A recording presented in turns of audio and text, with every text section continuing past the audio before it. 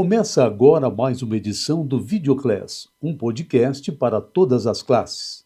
Hoje, Marcos Antônio Pereira conversa com duas profissionais da área da saúde, a fisioterapeuta Carina de Paula e a psicóloga Késia Figueiredo. A doutora Carina é fisioterapeuta há quase 20 anos. Seu tema é escoliose, deformidade da coluna e o tratamento Chirote. A Késia, por sua vez, vai falar sobre duas de suas especialidades, relacionamentos e hipnose clínica. Ambas têm um ponto em comum. São terapeutas, uma de corpo e outra da alma. Carina Oi. e Késia, muito obrigado por aceitar o meu convite e estarmos aqui hoje para poder bater um papo super bacana. Pelo convite e me faço disponível para qualquer dúvida que vocês Opa! tiverem. Eu também, obrigado pelo convite. Estou muito feliz para trazer um assunto que é tão importante, que é a escoliose, que por mais que ela acomete muitas pessoas, a gente tem pouco conhecimento dela. Obrigada. Carina, como que você escolheu a terapia, né, para você estar desenvolvendo aí essa aptidão sua? Tá, eu fui buscar fisioterapia, porque assim, eu estudei 2 anos de psicologia, que era a área dela, não gostei, porque eu vi que só tinha que escutar muito. Aí eu falei, não é pra mim, eu gosto de conversar, eu Não é gosto de minha falar, praia. não é minha praia. E foi aonde eu fui pesquisar sobre a área da saúde, porque era uma área que eu já gostava, só que eu não sabia qual área que eu ia escolher. Então, achei a fisioterapia, me encantei, fui pesquisar, me encantei, amo o que eu faço, hoje sou fisioterapeuta há quase 16 anos, mais de 16 anos, então amo muito o que eu faço, me encontrei na profissão.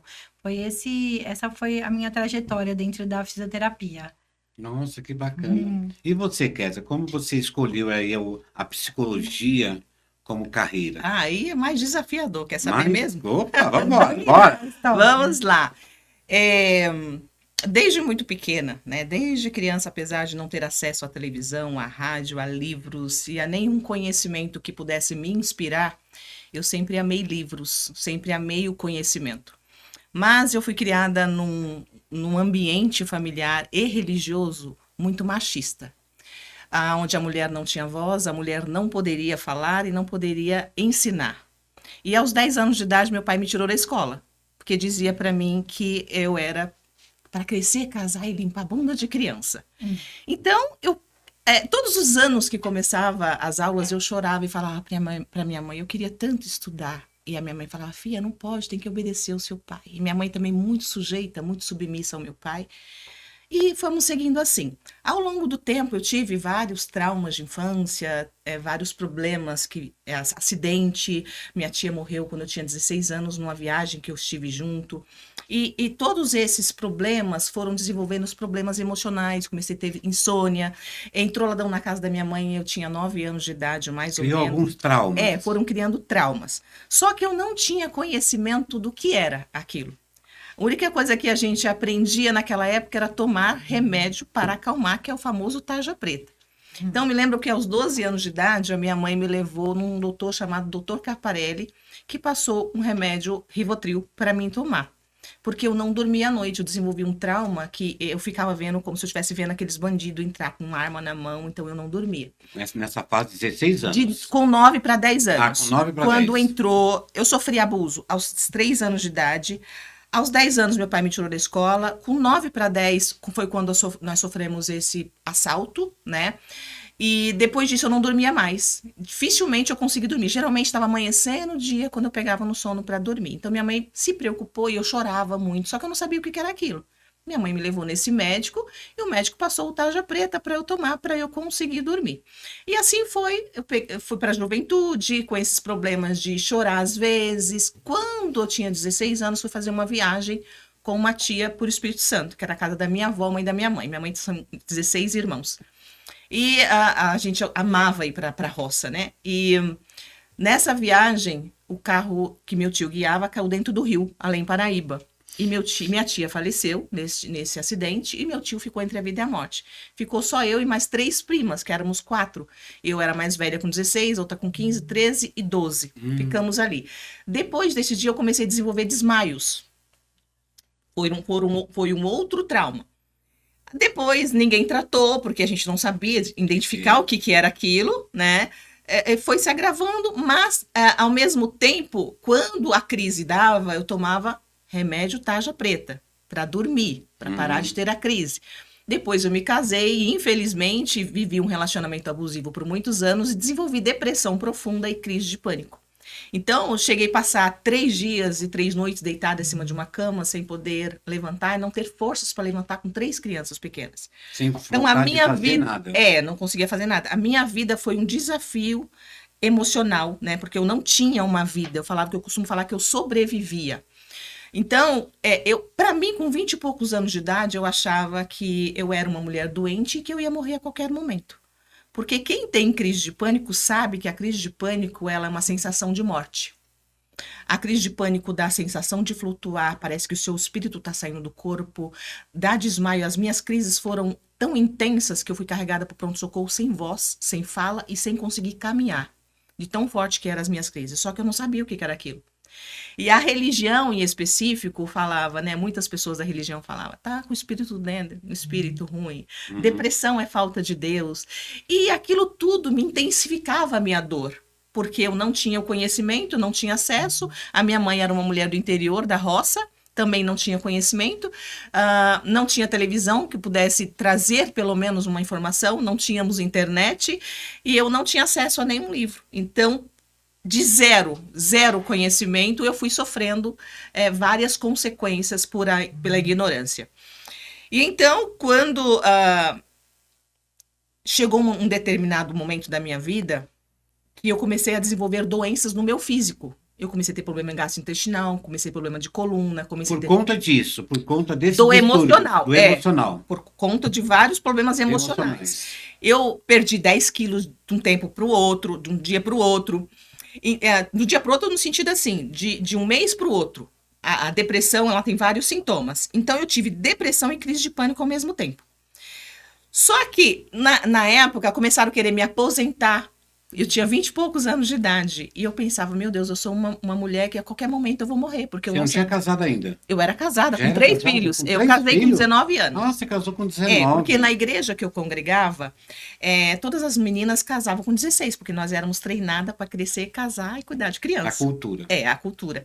Então, eu fui uma das mais velhas a se casar. Eu casei aos 19. Mas com 20 eu já tinha um filho, com 23 eu já tinha 3. E sem condição financeira, sem conhecimento, tanto eu quanto ele. O pai dos meus filhos, por exemplo, tinha 19 anos quando casou. Aliás, 18. Eu tinha 19, ele tinha 18. 2 crianças. 2 crianças. Sem conhecimento. Então, a falta de conhecimento me levou a um sofrimento muito grande mesmo, de escassez financeira, escassez de saúde, escassez de um relacionamento. Por que eu sou especialista em relacionamentos hoje? Porque o meu relacionamento foi extremamente doentio, ele intensificou a minha dor e ele piorou o meu estado emocional. Sim. Por mais que eu quisesse ficar casada, não havia nenhuma forma que, dentro do meu conhecimento, me fizesse ficar casada ou ter um casamento feliz. Eu me lembro que na igreja falava, mulher sábia edifica a tua casa. Eu fui criada no berço evangélico, né? Eu casei na igreja. E eu pensava, ser sábia é orar, jejuar, né? E colocava meus filhos pequenininhos para orar, ficava com uma varinha na mão, colocava eles para orar e ficava, porque eu não aguentava nem levantar. E eu pensava, se eu orar e se eu jejuar e pedir a Deus, Deus vai resolver o meu problema. Aí eu vim seguindo os mesmos passos da minha mãe. A minha mãe também foi uma mulher 100% submissa ao meu pai. Então, o que foi o boom, né? É bem resumido, tá? Essa minha história foi bem resumida. Então, quando eu estava aproximadamente com 33 anos, mais ou menos, a minha mãe estava com 59 ou 60 anos, a minha mãe desenvolveu um câncer. E quando a minha mãe desenvolveu esse câncer, a minha mãe era uma mulher também muito religiosa, 100% sujeita ao meu pai. Que meu pai falasse, faz assim, ela fazia. Não faz assim, não fazia. Minha mãe dedicou a vida dela para os filhos e para a religião. E nesta época, inclusivamente nesta época, tinha um ser lá, um homem apareceu dizendo que ele era Jesus, né? E que o meu pai começou a encher a cabeça do meu pai e falar que o meu pai precisava fazer filhos para o Senhor, porque nós não éramos filhos do Senhor. Eu sou eu e mais 2 irmãos. Então, a minha mãe começou a ficar muito irritada com aquele homem e começou a trazer uma desavença entre meu pai e minha mãe. É como se ele induzisse meu pai a largar minha mãe para meu pai ter outra família. Só que aquilo estava tudo muito incoerente com tudo aquilo que a gente aprendeu. Minha mãe também casou na igreja. Minha mãe era uma mulher decente. Meus irmãos são pessoas decentes. Falei, o que é filho de Deus, né? E aquilo foi me fazendo questionar tudo aquilo que eu vinha vivendo. Então, até que esse homem falava que minha mãe ia morrer e meu pai ia casar de novo. E de repente minha mãe desenvolveu um câncer. E eu falei, cadê Deus? Aí eu comecei a questionar a minha crença, eu comecei a questionar a minha vida. E eu comecei a questionar tudo que estava à minha volta. E então eu pensei, minha mãe vai morrer. E em uma das cirurgias que a minha mãe fez uma cirurgia de intestino a primeira vez, depois ela foi para o pulmão. Numa das cirurgias, minha mãe foi para a UTI e meu pai viajou, foi embora para a Amazônia, porque disse que estava mandado de Deus. E eu pensei assim, tudo aquilo, a minha vida era muito sofrida e eu seguia os passos dela naquela sujeição, naquela opressão. Eu sempre quis ler um livro, eu sempre queria buscar um conhecimento, mas eu não era permitida. Eu me lembro que meu ex-marido, se ele chegasse e me pegasse com um livro na mão, ele brigava. Eu não podia ir na casa da minha mãe a 100 metros, que ele achava ruim. Eu não podia frequentar a casa de família. Não podia ter amizades. E eu obedecia porque eu achava que tinha que obedecer. Ou seja, a ausência de conhecimento me faz com que a gente se limite e sofra. Hoje eu tenho uma teoria comigo. Todo excesso de sofrimento é excesso da ignorância. Quanto mais você aprende, menos você sofre. Exatamente. A vida é feita de problemas, mas o quanto você tem e desenvolve habilidades para solucionar o problema é que te faz feliz. E então, quando minha mãe teve esse problema, que eu vi minha mãe naquele estado, eu comecei a questionar minha vida e meu casamento. Eu pensei, se for para algum dia eu ser abandonada, porque minha mãe chorava e falava, seu pai me abandonou, eu dediquei a minha vida inteira para ele. Então, ver o sofrimento da minha mãe e perceber que eu estava no mesmo caminho, eu comecei a questionar e dizer para mim mesma, se um dia for para mim ser abandonada, eu quero ser abandonada de pé e não deitada em cima de uma cama. Eu quero ser uma mulher que envelheça ou que se um dia eu for abandonada de forma digna. E eu comecei, para eu fazer tudo isso, eu precisaria ir de encontro à minha fé, aos pais, ao marido e a todos os amigos que estariam à volta. Porque todos que estavam à minha volta professavam a mesma fé. Eu não sei qual foi, como foi que eu parei dentro do consultório de psicologia. Fui fazer esse tratamento e dentro do consultório de psicologia eu encontrei uma luz. Eu comecei a perceber que eu podia fazer mais coisas e que aquela depressão que eu desenvolvia, aquela ansiedade que eu desenvolvi, não era uma doença em específico, era consequência de uma vida. E que se eu resolvesse os meus problemas, aquilo iria embora. E então eu comecei, através daquilo ali, a adquirir forças e decidi que o dia que eu fosse e pudesse, que eu sempre tive vontade de estudar. Eu sempre, desde pequenininha, desejei ter livros na mão, me sentir uma pessoa importante, só que eu não sabia o que era importante, porque eu não tinha inspiração de ninguém. Minha mãe era uma mulher da roça, mas tinha isso dentro de mim. Então, eu pensei comigo, eu quero ser uma mulher importante e eu quero ser alguém que possa tocar outras vidas, para a pessoa não sofrer o que eu sofri. Então foi através da minha dor que eu resolvi ser psicóloga, para que através do meu trabalho eu pudesse resgatar outras vidas. E ser especialista em relacionamento também era para entender o que leva uma mulher a se submeter, a se sujeitar, o porquê que por mais que as pessoas casam amando, não conseguem permanecer casados, por mais que a mulher serve, por mais que o homem serve, por mais que tenham fé em Deus, não conseguem ficar casados.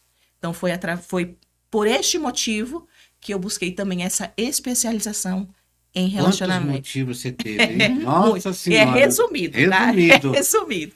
Olha, E a questão da especialização... história de vida, hein?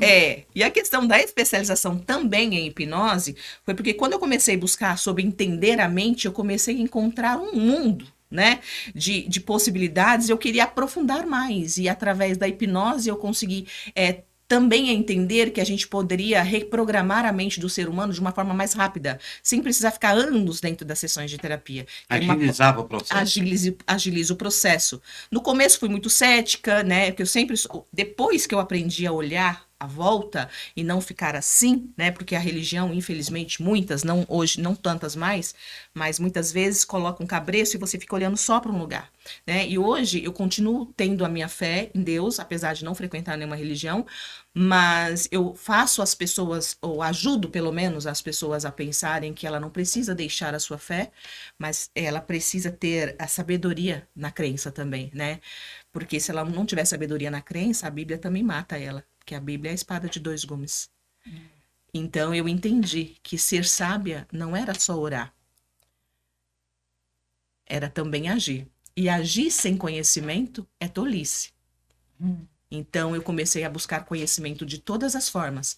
E sabedoria para mim hoje é, primeiro, o temor do Senhor, porque está escrito que temor do Senhor é o princípio da sabedoria. Então, se você tem um temor de Deus, você tem uma base. Depois você busca conhecimento de todas as formas e vai aplicando na sua vida para que Vai você somando. resolva. Isso mesmo.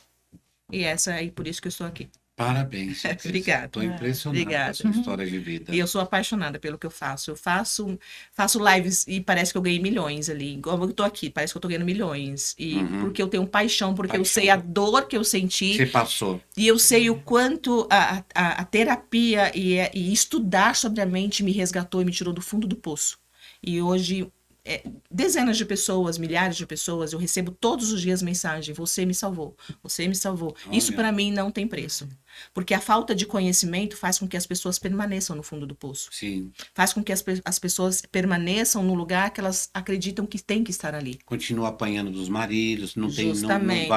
não vai à luta sozinha, porque Justamente. tem medo. Tem medo, o medo aprisiona, medo né? aprisiona. O verdadeiro demônio é o medo. Não vê uma saída, né? É. Não sabe pra onde ir, né? Uhum. E Justamente. aí não tem uma pessoa com quem recorrer. Não tem quem recorrer. Ainda bem que hoje nós temos a internet, né? Que as lives, o celular ele está levando este conhecimento dentro dos lares. Então, hoje eu utilizo as lives para levar conhecimento. E eu já alcancei centenas de vidas, milhares, graças a Deus. Que hoje eu tenho Parabéns. mais de 350 mil seguidores no TikTok, mais de 160 mil no Instagram, acho que 31 mil no YouTube. Isso é porque eu nem estou trabalhando no YouTube, faz tempo que eu parei. Mas, graças a Deus, estou conseguindo alcançar o meu objetivo, que é espalhar esse conhecimento para que outras mulheres consigam viver, que eu falo que eu sobrevivia. Hoje eu vivo. Que bom, parabéns. viu, Kézia? Obrigada. Karina, fala pra gente o que é escoliose? A escoliose, ela é uma deformidade da coluna tridimensional. A coluna, ela sofre uma rotação, as vértebras, ela sofre uma torção, na verdade, sobre o próprio eixo, no plano frontal, sagital e transversal. Aí a gente encontra aquela coluna de uma pessoa um pouquinho tortinha, que você, ó, tá tortinho, um ombro mais elevado, o outro mais baixo, ou um pouquinho mais rodado para frente, o outro protuso. Então, isso é a escoliose. A definição dela é uma torção onde as vértebras sofrem. A cabeça para baixo não tem nada a ver com a escoliose. Não. Hoje é o celular, né? Aham. O celular que leva a gente ficar com a cabeça para baixo, né? Que daqui para frente a gente vai ver lá, daqui a uns anos a gente vai ver as complicações que o celular pode As causar. consequências. Mas não, a escoliose, ela não tem um porquê. Existem dois tipos É de espinha escoliose. mesmo, espinha dorsal. É a coluna. Coluna, aliás. Isso, aí a gente fala que existe dois tipos de escoliose. A escoliose idiopática, que 80% da escoliose, dos casos de escoliose são idiopáticas. Ela não tem um porquê. Ela acontece, aquela pessoa, ela nasce com uma predisposição de ter a escoliose. Não descobrimos ainda um porquê dessa escoliose vir naquele determinado adolescente. E temos a escoliose secundária, que ela acontece devido a alguma doença. Secundária é alguma doença de base, uma doença muscular, ou uma síndrome de Marfan, por exemplo, ou uma paralisia, uma espinha bífida, que é secundária. Então, a escoliose acontece por uma doença, e que são 20% dos casos, de 10 a 20% dos casos só, Uhum, né? Isso é escoliose. uhum. E como é que a pessoa tem que fazer? Quais são os procedimentos, uma vez descoberto que ela tem escoliose, Tá. aí vai para os exames, né? Aí faz o exame de raio-x, como é que é? Pra gente diagnosticar a escoliose, como que eu sei que o meu filho tem, que a minha sobrinha, que A família descobre. posso descobrir? Porque chega muitos casos em mim com os casos graves já da escoliose, já com Já grau bem elevado, 50 graus já é um grau elevado. Eu vou depois classificar ela, mas vocês vão entender. Como que eu descubro para não chegar nesse grau? Para não ter que ir para uma cirurgia, porque é uma cirurgia difícil de fazer, né? Onde você mexe em toda a estrutura da coluna, né? Então, hoje em dia, a gente tem um teste simples que você faz, porque às vezes eu olhar, eu vou ver um menino, não sei se ele tem uma coluna torta só, ou tem uma escoliose. Então, o que a gente pode fazer? Eu tenho um teste que a gente avalia, que eu passo para as pessoas poderem fazer, que é um teste de flexão de tronco. Eu vou mostrar para vocês como que faz, né? Tá. Então, esse teste é só você põe a pessoa de pé, pede para ela fazer essa flexão de tronco, e aí você vai olhar a coluna daquela criança ou daquele adolescente. Você está tendendo para algum lado, como é que é? Isso, o certo é a nossa coluna ela ficar retinha, os dois lados iguais. Se você faz uma rotação, na escoliose a gente vai ter uma rotação. Então, você já identificou ali uma escoliose, tem que correr. Entendeu? Porque quando a gente já identifica aquela gibosidade que a gente falava antigamente, sabe? Aí já tem uma escoliose. Aí tem que ir pro ortopedista. O ortopedista vai pedir um raio-x da coluna toda. Esse raio-x com o quadril, porque a escoliose, ela não gera só alteração na coluna, né? Ela pode gerar uma alteração na coluna, a gente tem alteração do tronco todo, do quadril, ele pode ter um desvio.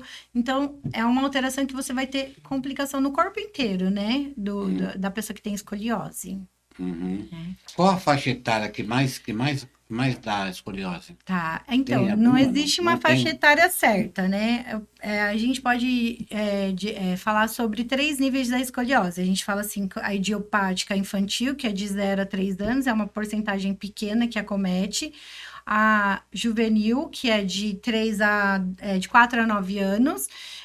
São mais meninos do que meninas nesses casos, e tem a adolescente, que é de 9 a 17 anos, acomete mais meninas, onde elas têm uma retificação daquela coluna. Então, você pega aquelas meninas que têm aquela coluna e acha que é bonita aquela postura, né? Chique. E muitos dos pais falam, arruma essa coluna, ergue, quando vai ver, aquela pessoa tá com escoliose, né? Achando que porque toda a curvatura da coluna, ela tem uma retificação, uma cifose e uma retificação na lombar, né? Então, retificação na cervical, uma cifose na torácica e uma retificação na lombar. Isso é o normal da nossa coluna ter. E quando a gente vê a escoliose, ela faz o quê? Ela faz um S na coluna, geralmente, na maioria dos casos, ou pode ser um C também. Só que para você ver isso, só através desse teste de ADAS, que eu expliquei agora para vocês, que é muito fácil de identificar, ou através do raio-x mesmo. Só dessas duas Raio-X já formas. aparece. Isso, o raio-x a gente consegue ver bem uma coluna com escoliose.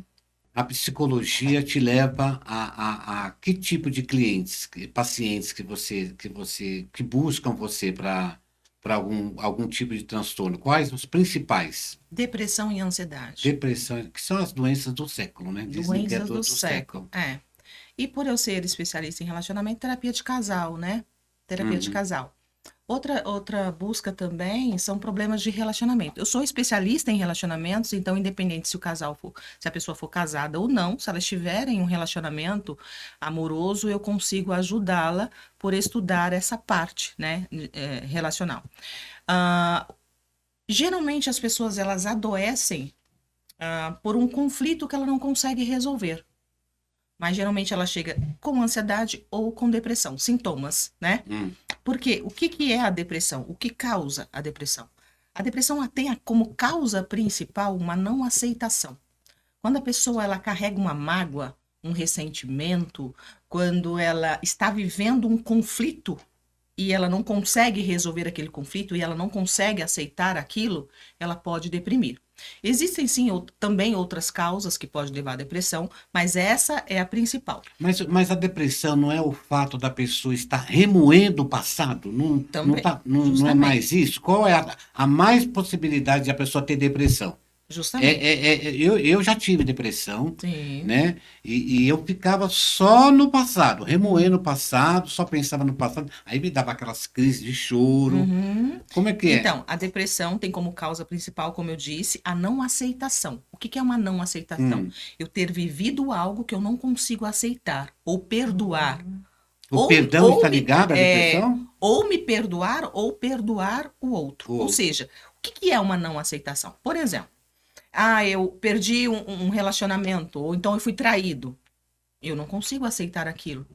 né? É como se eu tivesse perdido um ideal de vida. Por exemplo, eu comprei um carro e deu PT, nunca mais eu consegui comprar outro carro. Você fica preso naquela dor, né? Então é uma não aceitação. Você sofreu um abuso e não conseguiu elaborar aquilo. Então você fica preso no passado porque você não consegue soltar, perdoar. Por isso que fala, perdoa que cura, né? Então perdoar não é tão Alivia a simples. sua alma. Porque o perdão é aquilo que a gente costuma falar, né? O perdão é um veneno que você toma querendo que o outro morra. Não, então, o não perdoar é você ficar ruminando justamente, é ficar nisso. Às vezes você não se perdoa, Uhum. entendeu? Então, a depressão tem como causa principal essa não aceitação. Ela pode ser de um passado ou de um presente. Por exemplo, se você estiver vivendo, no meu caso, por exemplo, eu tive episódios de situações do passado, né, que não se tinha resolvido, mas o que me deprimiu mesmo e intensificou a depressão foi eu viver uma não aceitação, um relacionamento abusivo, por exemplo. Você não é passado, é presente. Mas você está vivendo algo que você não aceita. Então, aquilo vai machucando o seu psicológico, vai te minando, né? Tirando toda a sua energia, porque a depressão nada mais é do que minar a sua energia vital. Depressão, sem pressão, né? Então, você perde a energia vital. Então, você adoece, que a depressão é uma doença, mas ela é desenvolvida principalmente por esse quesito. Por isso que eu sempre oriento, o paciente está com depressão, primeiro passo é terapia. Por quê? Porque você precisa identificar o que te adoeceu. Porque se você começa a tomar medicamentos, o medicamento ele vai mascarar o problema e pode até piorar, intensificar, porque você não resolveu o problema. Então, a medicação quase sempre ela é necessária, principalmente dependendo do grau da depressão, né? Porque tem depressão leve, média e grave. Então, se a pessoa está numa depressão leve, só a terapia já resolve. Por quê? Porque pode ser também, quais são os outros casos de depressão? Pode ser falta de vitaminas, a falta de vitamina B12, D3 pode deprimir. Se a pessoa tiver problema de tiroide, né? Se ela tiver problemas hormonais, mulher, por exemplo, que está entrando na menopausa ou pré-menopausa, o homem na andropausa, por exemplo, ele pode deprimir. Por quê? Porque é distúrbios hormonais, né? Então pode deprimir. Questões de má alimentação, questões de sono. Por que os jovens estão deprimindo? Porque eles não estão dormindo quanto deveria. Então, a ausência do sono também pode danificar. Verdade. Tá? Então, assim, mas a causa principal é terapia. Não aceitação, mágoas, ressentimentos. Inclusive, leva a pessoa a desenvolver câncer, problema de estômago, problema de intestino. Às vezes a pessoa tem um monte de problemas de saúde, como eu tinha, né? E achava que eu era uma mulher doente, nada mais era do que uma somatização. Então, quando o seu emocional não dá conta, o seu corpo grita. Responde. Né? Responde, né? Então a gente fala. Existem alguns autores que falam que 100% das doenças elas são emocionais e alguns outros dizem mais de 80%. Eu acredito piamente que muita coisa vem do... Porque o corpo ele fala, né? Então quando você está, por exemplo, uma dor de cabeça constante, o que quer dizer uma dor de cabeça constante? Uma pessoa provavelmente extremamente preocupada. Tá pensando muito. Uma pessoa com problema de estômago é uma pessoa estressada, é uma pessoa ansiosa. Aí, intestino é o segundo cérebro. Né? Então, é tudo uma questão, tudo é um conjunto. Então, se você vai para a terapia, organiza os seus pensamentos, identifica o que te prende, aprende a viver, porque a gente não aprende a viver, ninguém ensina a gente a viver direito, né? A gente vai repetindo comportamentos. E como eu repeti muitas vezes, né? Muitos anos, o comportamento dos meus pais, por mais que era doentio, eu repetia, porque foi assim que eu aprendi e fui adoecendo como a minha mãe adoeceu. Né? Então, a gente precisa aprender a viver. Que nem tudo que os seus pais fizeram ou te ensinaram, nem sempre você precisa seguir. Você pode ter a sua vida independente deles. Mas muitas vezes a gente vem honrando a família, né? E fazendo as mesmas coisas. Tem muita gente que vai exercer uma profissão porque era o sonho dos pais, mas é o seu sonho. Né? Então, a pessoa fica o resto da vida fazendo algo que não gosta para não desagradar os pais. Sim, tem muito isso. Tem muito. Então, assim, quando a pessoa vai para a terapia, eu atendi uma jovem que ela... Vou emendar, tá? Atendi uma jovem que ela estava na 3ª faculdade. E ela falou, eu vim fazer hipnose, ela sabia que eu era hipnóloga, ela falou, eu vim fazer hipnose para eu gostar da aula desses professores, porque eu não gosto da aula, então eu não consigo assimilar nada. Eu falei, tá, Tem uma barreira aí. ela falou, faz hipnose em mim para me conseguir gostar, né? Igual as pessoas chegam às vezes, vem fazer hipnose para poder eu aprender a falar inglês. Só que assim, eu não sou só hipnóloga. Por isso que muitas vezes a pessoa vai procurar hipnose, porque o hipnólogo, ele não precisa ser psicólogo. Ele pode fazer um curso de hipnose e aplicar a hipnose. Só que isso é muito perigoso. Por quê? Porque ele vende uma mentira, de certa forma. Porque por trás, né, por trás de uma queixa e de uma dor, existe uma história. E o psicólogo, o que ele faz? O psicólogo vai buscar toda a história para poder conseguir compreender o porquê que ela não gosta da aula. Não é só ir lá e falar, vou mudar sua mente. Não é bem assim. Porque vai esconder e vai mascarar e vai levar para outro lugar. O que acontece? Se ela vai para um hipnólogo qualquer, não é desfazendo, mas é esclarecendo, né? Precisamos ter profissionais que tenham essa consciência. Por exemplo, se ela chega lá e fala assim, eu quero gostar da aula, aí eu sou só uma hipnóloga que não tem o conhecimento da mente de forma geral, o que é um psicólogo? Aquele que entende da mente, corpo, fora, ambiente e tudo. Aí eu vou lá e aplico a hipnose para ela gostar da aula. Ela vai gostar da aula, só que depois ela vai se formar como profissional. E aí? Onde que estava o problema? O problema vai surgir em outro lugar. Por quê? Porque o problema não era que ela não gostava da aula. Aí eu vou explicar. Ela chegou no consultório e eu comecei a perguntar, porque eu não faço só a hipnose. Quando o paciente chega, eu falo, o que você busca? Você busca um tratamento, você quer ficar bem ou você quer fazer uma hipnose por curiosidade? Você quer um resultado imediato, sem se preocupar com o que vai acontecer depois, ou você quer um tratamento para você ficar bem?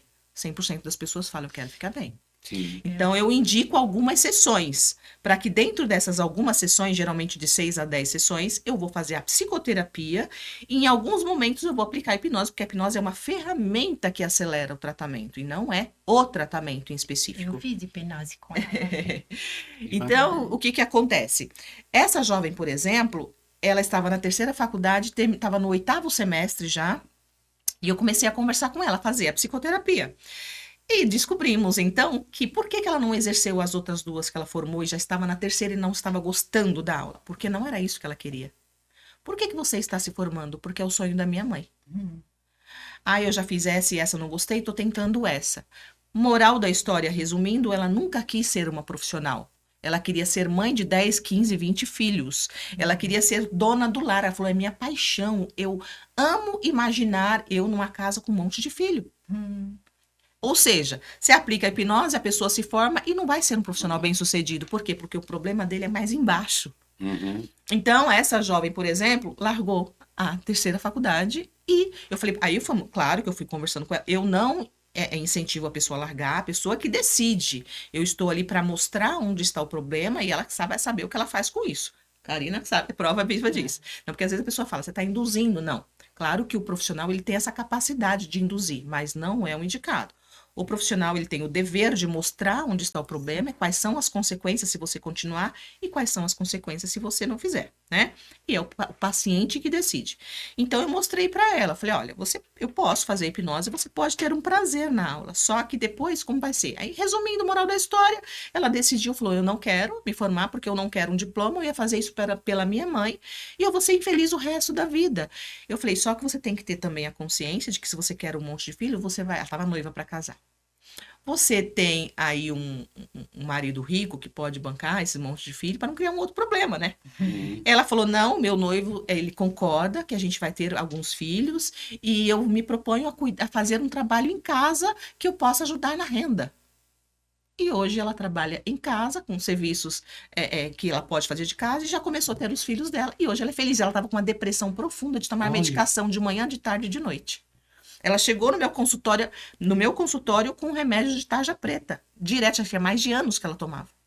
Quando ela saiu das sessões, ela não tomava mais remédio. Eu vou falar meu Pode relato. falar. Não é uma coisa Vamos tão lá. rápida que você descobre, né? Que nem a gente. Eu tinha medo. Da onde vem esse medo? Eu não sei.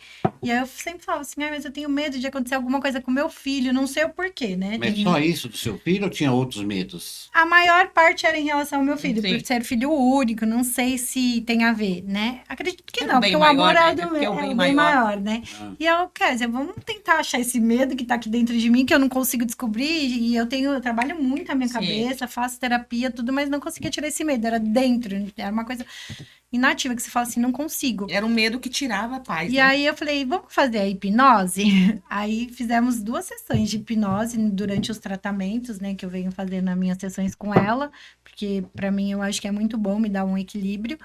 E aí, numa delas, descobri 2 situações que me levou, uma foi com a minha irmã e a outra foi com a minha mãe, de medo lá na minha infância. Me remeteu 2 situações, uma quando eu me machuquei aqui na testa com a minha mãe, e minha mãe passou muito medo para mim ali naquele momento. Daquela situação, e eu olhava pra minha mãe, mas tá tudo bem comigo na hipnose, né? E a outra situação com a minha irmã, também fiquei com muito medo de uma situação que aconteceu comigo com a minha irmã.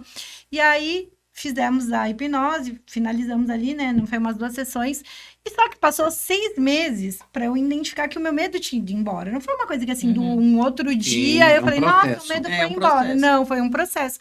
Que um belo dia eu tava lá, eu falei, Kézia, eu tô fazendo coisas que eu não fazia. Por exemplo, eu tinha grade em casa, a tela em casa de proteção, porque eu tinha medo de acontecer alguma coisa. Fechava, diminuía a janela, não Até gostava que o meu... empresa você montou. Até a empresa, Tinha medo de- montar a empresa, Que tinha travado. Insegurança. Travava, total. o medo não me deixava dar o próximo passo.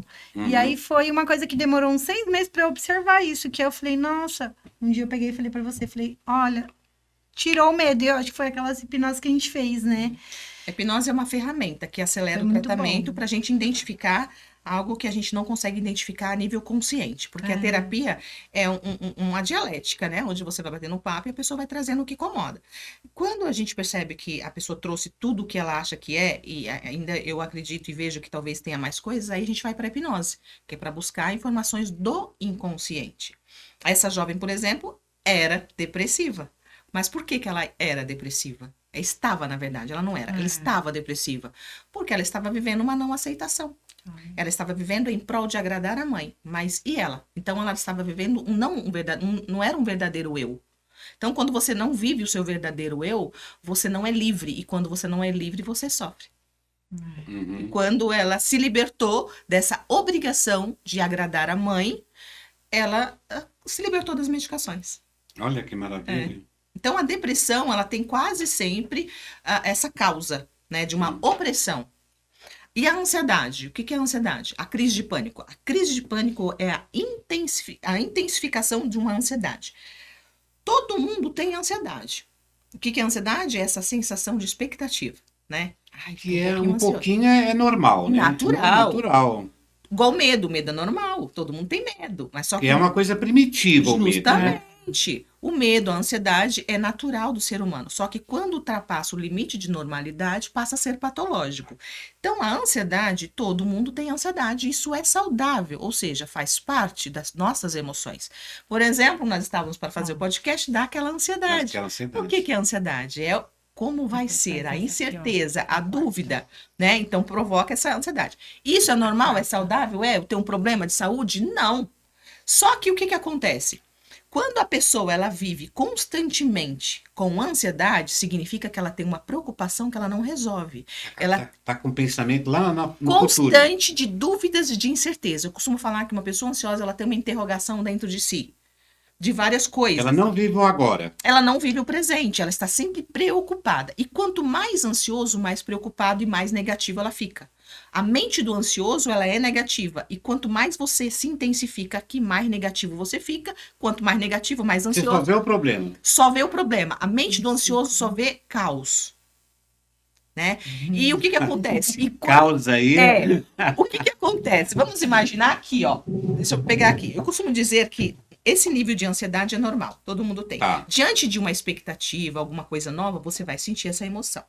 Quando você está com uma ansiedade patológica, ela já começa a subir aqui. Quando ela chega aqui, no topo, é aquela pessoa que não consegue dormir direito, é aquela pessoa que vê Só perigo em tragédia, tudo, né? Tudo que você fala bom, ela vê o ruim.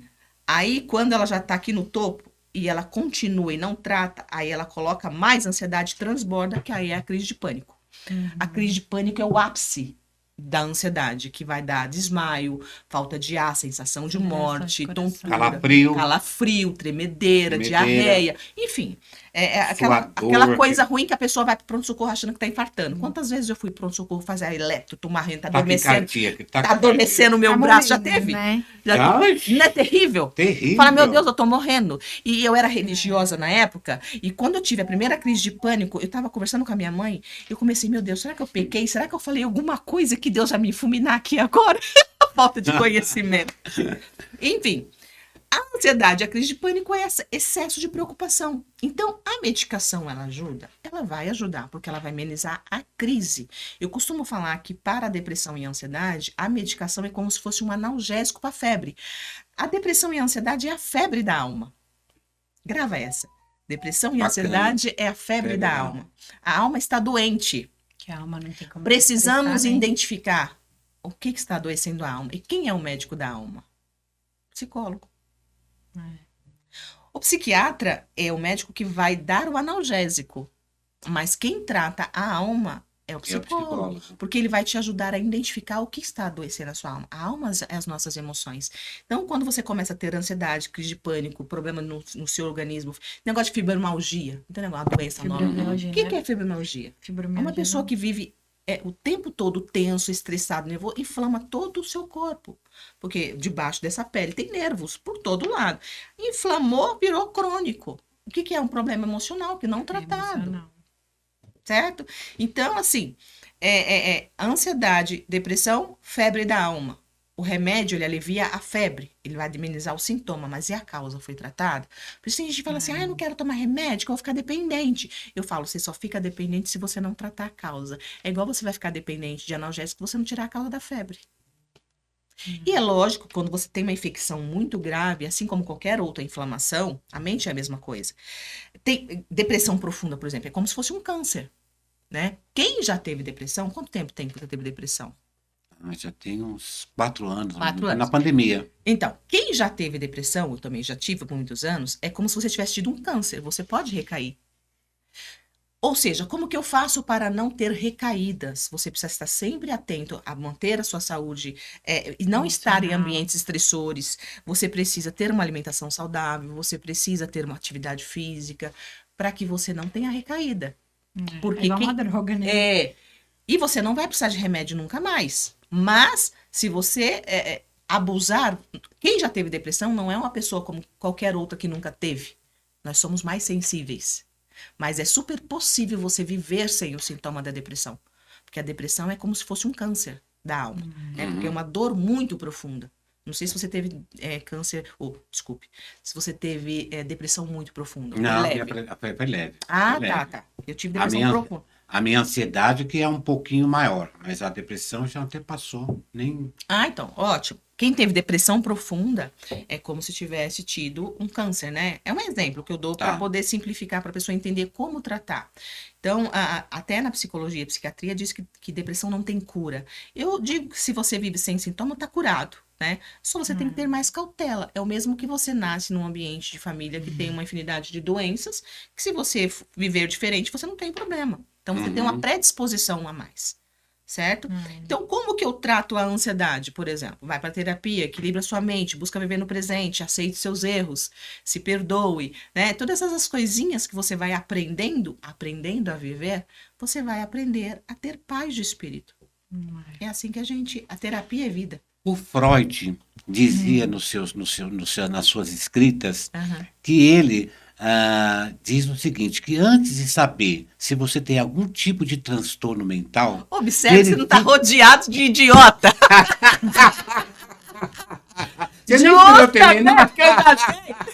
Só para gente rir. Justamente, às vezes, não é você que tem um problema, você está rodeado de imbecil. Né? Que as pessoas te adoecem. Então, você tem que observar o ambiente que você está vivendo e aprender a impor respeito. Se as pessoas não te respeitarem, se respeite e retire-se.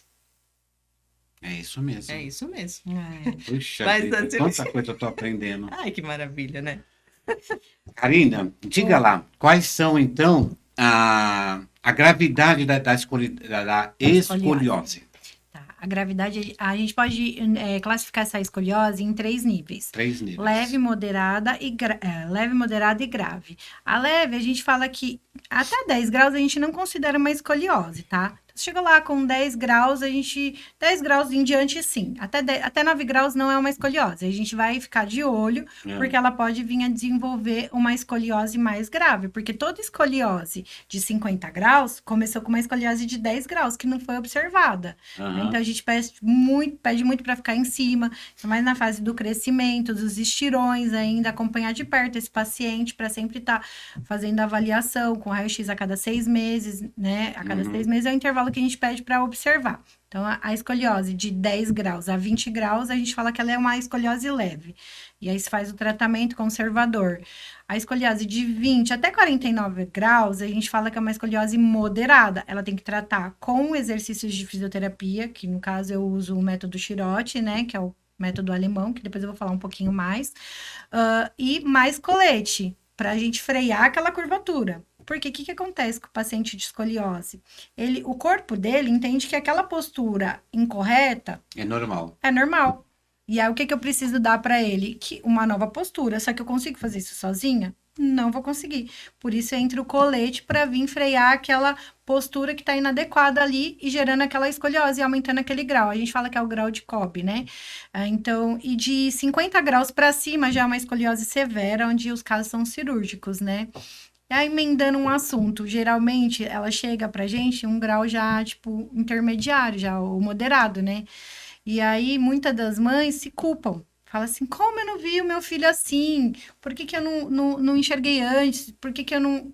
E eu falo pra elas, vocês não têm porquê, passa desapercebido, porque a criança, hoje em dia, elas ficam toda torta. Se vocês olharem ela na cadeira, ela tá lá jogando videogame, o menino ou a menina na cama deitada, todo torto. Tem como você ver? Não tem. Por isso que o mais importante é, quanto mais a gente difundir esse teste, que é simples de fazer, só pede lá para fazer a flexão do tronco. Viu que tem uma coluninha mais elevada que a outra, um lado mais elevado que o outro, vai procurar um médico, busca ajuda. É dessa forma que a gente consegue frear essa escoliose que ela pode se tornar uma escoliose grave, né? De 50 graus, que aí é só cirúrgico para cima, né? Que mais que a gente pode falar agora? Autoestima, você acha que... Autoestima. A autoestima é bastante afetada, sim, porque os adolescentes, eles chegam pra mim assim, Karina, eu não vou na praia, porque geralmente não é só a coluna que fica torta. Quando a gente tem a rotação da vértebra, roda costela, atrás eu tenho uma gibosidade, então ela mexe nesse tronco todinho a escoliose, né? Então, esse adolescente, ele não vai na praia de biquíni. Já ouvi dos meus pacientes, eu não coloco uma blusa apertada porque vai marcar, que vai sobressair aqui. Então, ela não coloca uma blusa apertada. As meninas na adolescência já são julgados, né? Muitos, né? Porque eles já têm vergonha do corpo dele. E eles se escondem mais ainda. Eles não vão na praia de blusa. Os meninos vai de blusa, na verdade, desculpa. Vai de blusa na praia. Eles não tiram a blusa para não mostrar aquela coluna. E muitas vezes é difícil também o pai identificar, porque a adolescência, eles querem ficar todo coberto, né? Eles querem se esconder. Então, tem trauma, sim. A gente, quando identifica que a pessoa tá passando do limite do trauma, a gente indica psicólogo, tudo para acompanhar esse adolescente. E o uso do colete também, eles têm um Tem que ficar um período com esse colete, né? Tem que ficar até aquela curvatura estabilizar. Que é o final 3 meses, 4 meses? Às vezes é anos. Porque, anos? Porque aquele colete? 1, 2 anos, porque a gente precisa a maturação da coluna. Finalizou o crescimento ósseo, aí não corre mais riscos, aí sim pode tirar desmamar daquele colete. Só tira para tomar banho? Se puder ficar 23 horas por dia, é importante. Mesmo, porque se faz um trabalho com a fisioterapia, né? Faz os exercícios específicos. Aí vai para casa. Se ele tirar o colete, não vai resolver nada. Aquela coluna vai desabar. Então tem que ficar com o colete. O colete dá consistência ao tratamento. O colete ele vai estabilizar aquela curva para frear para que ela não cresça, né? Hoje em dia a gente tem colete 3D que a gente fala, né? Do Chirote mesmo, a gente usa os coletes 3D, onde ele é um colete que ele é feito através de um scanner e ele vê toda a curvatura, ele vê todos os pontos de pressão onde vai ter que fazer a correção e aí ela usa aquele colete. Mas assim, é um pouco difícil de lidar na adolescência com essa questão da escoliose. Por isso não se fala muito também, né, entre eles também. Sem contar que os amigos acabam fazendo um pouquinho de chacota também, né? Na escola. A gente tenta lidar com isso e ajudar eles da melhor forma, né? Mas e os exercícios físicos? O quanto eles podem ajudar? Então, os exercícios, a pessoa que tem escoliose, ela pode fazer qualquer exercício, com exceção do balé. Ela pode fazer academia, pode fazer pilates, pode fazer natação. A gente pede para não fazer o balé porque foi feito um estudo em 2014 onde identificou que grande parte das bailarinas, elas tinham já uma retificação, que é uma das complicações que a gente tem na escoliose. Então, a gente não indica o balé, mas exercício. Quanto mais você pôr o corpo para se movimentar, é importante. O que não pode é você ficar lá estático no movimento para fechar mais a curvatura. Se eu tenho uma curvatura para cá, fechando, eu não vou fazer um exercício que eu fico fechando ela. Fora isso, pode fazer tudo. Hoje a gente entende que pode fazer tudo, menos a gente não indica o balé, porque ele pode piorar essa retificação na coluna, né, na escoliose. Mas esse exercício não tem que ter um acompanhamento para que as pessoas tenham noção dessa posição que você mencionou, de um profissional? É importante achar um profissional da educação física, um Isso. fisioterapeuta, que nem lá no meu estúdio eu tenho pilates. Então, geralmente, se a pessoa teve alta, a gente fala, quer fazer o pilates? Mantém o pilates aqui, porque a gente vai saber o que tem que fazer. Porque na escoliose você não pode fazer exercícios para os dois lados, porque senão eu vou estar piorando aquela curvatura. Então, tem que ter essa consciência de que você tem que fazer, pode fazer e deve, mas com o conhecimento do que você pode fazer. Tem que procurar um profissional que saiba o que está fazendo sobre Sim. escoliose, né? É muito importante. Eu acabo orientando muito os meus pacientes sobre isso. Karina, sobre a retificação, é um Sim. defeito, é uma correção? A retificação é um acontecimento que ocorre na coluna, na torácica. Então, a gente, quando vê a bailarina, ela tem aquela postura linda, né? Que faz esses movimentos. Sim. A escoliose, ela já leva para uma retificação, onde você vê aquela coluna retinha, retificada mesmo. Essa é a palavra, de retificação vem de reto. coluna reta. Isso. Mas isso é ruim ou é bom? Isso é ruim, porque o balé, a escoliose, ela já causa isso, e o balé vai intensificar mais ainda. Então, por isso a gente pede para não fazer. Até aquela curva estabilizar. Depois que a curva estabilizou, tem que sempre ter atenção, porque hoje os estudos falam que a curva da coluna, você estabilizou. Você continua ainda aumentando 2 graus se você não se cuidar de forma nenhuma. Então, a gente pensava que estabilizou, parou de crescer, a curva não piora. Ela pode piorar. A cada 2 anos, a cada 1 ano, a gente pode ter um aumento de 2 graus na curvatura. Então, os estudos mais recentes falam sobre isso também. Então, tem que sempre estar acompanhando. Até ficar velhinho. Quem tem escoliose vai ter que sempre acompanhar, né? Até ficar velhinho, né? Entendeu? Nossa, a escoliose causa dor? Geralmente, ela não causa dor no início. Ela vai causar uma dor quando ela estiver com 50 graus para cima. No início, ela não causa dor. Não identificam. Não identifica. Aí, quando chega pra gente com dor, já é uma escoliose bem grave já, né? Isso é ruim. Por isso que eu tô com um projeto de levar para os pediatras a explicação. Eles conhecem, mas pra gente tentar introduzir isso na avaliação deles, né? Que eu tô com esse projeto com a Patrícia, pra gente levar um vídeo, um informativo para eles, para que na avaliação deles, eles consigam introduzir esse teste, que é o teste de Adas. Fácil de identificar, identificou ali, porque a criança, ela passa vários anos da infância dela no pediatra. E como essa criança chega pra gente sem ter esse diagnóstico? Tá faltando, tem uma falhinha ali, um delay, né? A gente precisa ir atrás disso, para que a gente não perca mais essas crianças para escoliose aí, graves, né?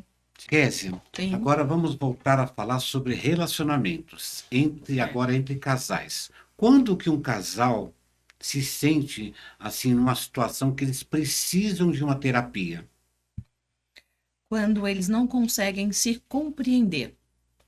Quando o que um fala, o outro não consegue entender ou trazer uma harmonia para o lar. Porque, assim, todo relacionamento, ele traz um conflito. Porque o que é um conflito? Divergência de ideias.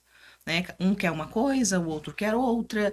E muitas vezes essa dificuldade no diálogo, essa falta de entendimento, de clareza do que eu quero, por que eu quero, faz com que o casal, ao invés de se aproximar, eles vão se afastando por essa dificuldade de entendimento um com o outro.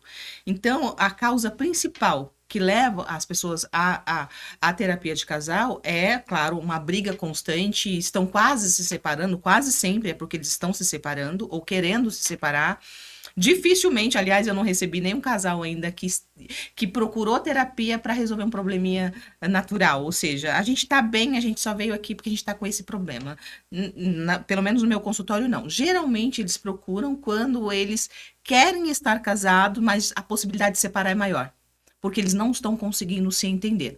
Então, a falta de clareza, né, de um diálogo saudável é que faz com que o casal, eles se dispersam, né, e se afastam, porque o homem, ele tende a afastar da mulher quando ele não consegue entender o que ela quer dizer. E a mulher tende a ficar mais irritada, mais agressiva e mais inconveniente quando ela não consegue ser Mas compreendida. esse entendimento, Kessia, vamos esclarecer mais esse entendimento. O fator, por exemplo, econômico numa família, num casal, não é um fator que já é determinante para poder rachar essa união? Olha que interessante, né? Estudos mostram que o fator principal dos divórcios é questão financeira. Isso. Só que a pessoa pode ter uma situação financeira muito equilibrada e ainda assim se separar. Ou então manter um casamento pela questão financeira para não dividir bens, mas permanecerem infelizes. Não, mas a questão cotidiana, eu estou falando. Tem esses casos que você Sim. colocou, mas a questão levando em consideração uma grande quantidade de falta de união no casal, eu acredito que deve ser a falta de dinheiro, a questão econômica mesmo, Não. propriamente dita, Não, não é? não. Então me diga, o que Não, é? vamos lá. Vamos lá. Cada casal, ele tem uma demanda diferente. Ou seja, existe, lógico, eu escrevi até um livro e fiz um curso, a receita do casamento feliz e duradouro, né? Porque tem-se, sim, uma receita, ou seja, algo que não pode faltar no relacionamento. Só que cada casal, ele tem uma necessidade diferente um da outra. Então, assim, pode ter muito dinheiro ou pode ter pouco dinheiro. O problema nem sempre é o dinheiro. Cada casal vai trazer uma dificuldade diferente uma da outra. Ou às vezes porque o homem quer ter uma liberdade um pouco com os amigos e a mulher é ciumenta, não deixa. Ou às vezes, hoje, por exemplo, neste mundo moderno onde a mulher está indo para o mercado de trabalho, a mulher está ficando muito sobrecarregada e assumindo o papel de casa e também de trabalho. Então, ela se sente incompreendida, ela não se sente amada e o homem está se acomodando, né? Então, acaba que ele não está fazendo o papel dele de ser o provedor, protetor, e ele não está... E essa dinâmica está sendo adoecida. É delicado falar um pouco sobre isso, mas assim, esse movimento feminista, ele trouxe muitos benefícios, mas trouxe também alguns malefícios, porque empoderou a mulher e colocou uma carga maior nela. Por quê? Diz para ela, você pode fazer o que você quiser, você é dona do seu nariz, você não precisa de ninguém. Então faz com que a mulher assuma responsabilidades e não delegue. E ela acaba, quando quer delegar, ela sente culpa ou ela se sente errada ou o homem não quer assumir. Então ela acaba ficando com uma sobrecarga muito maior. Então essa falta de clareza de papéis dentro da relação é importante, ou seja, qual é a minha função, qual é a sua função, qual é a minha necessidade, qual é a sua necessidade. Então precisa-se ter clareza, porque cada casal, de novo, tem uma necessidade diferente uma do outro. Mas o conflito maior está na questão de atenção. Hoje em dia, principalmente nessa questão de muito trabalho, tanto o homem quanto a mulher estão trabalhando muito, a mulher se queixa muito da falta de atenção. E o homem se queixa de uma mulher muito masculina, muito bruta, muito ignorante, então que ele prefere estar com os amigos do que estar com uma mulher. A mulher fala demais, reclama muito, mas o porquê essa mulher está reclamando? Ela está reclamando porque nem ela muitas vezes consegue identificar. Mas por que uma mulher se queixa muito? Ela não está conseguindo se sentir amada e segura. A necessidade primordial de uma mulher, quando ela está num relacionamento, segurança e se sentir amada. Ela quer ser prioridade, se sentir segura. Aí, por consequência, ela se sente amada. Quando ela não se sente prioridade e não tem segurança, ela sente que aquele homem não ama ela. Quando ela sente que ele não ama ela, ela começa a ficar inconveniente, ela começa a brigar, ela começa a questionar, então ela começa a agir e falar de formas inadequadas e se pontuar e se posicionar de uma forma que entre em confronto com o homem. E quando ela entra em confronto com ele, ao invés dele tentar buscar entender o porquê que ela está irritada, está confrontando ele se arma e afasta. Então, este afastamento dele, muitas vezes, intensifica o problema, porque o problema não foi resolvido. Eu costumo falar, quem foge de problema não resolve. Ou seja, quem não enfrenta conflitos não resolve o problema. Então, quando está se havendo um conflito, a mulher começa a brigar muito, está reclamando, tem que parar para conversar. Duas pessoas maduras, duas pessoas que querem... A primeira pergunta que eu faço na terapia de casal é, o quanto vocês querem estar casados? De 0 a 10. Se eles quiserem 8, 9, 10, ok. Ótimo. Se quiser 5, 4, nem faz terapia porque não vai resolver. Por quê? Porque se o casal não quer mais estar casado, nada que for dito para eles para organizar ou para consertar, vai consertar. Porque mudar dói. Casamento é o ato de ceder, né? De renunciar. É de buscar entender o que ele gosta, o que ela gosta. É respeito mútuo, é uma liberdade com limite. Um completando o outro. Eu não diria nem completando, mas respeitando e servindo, né? Porque casamento que funciona é um casamento onde eu estou aberto a me doar e amar. Se eu quiser só ser amado e receber, não vai funcionar. Egoísta. É o egoísmo. É o que muitas vezes acontece. É muito comum no consultório a pessoa fala, mas não está acontecendo nada, não sei que essa mulher está sempre insatisfeita. Tá tudo bem, é muito comum isso. Sim. Não sei, essa mulher tem tudo, é muito comum.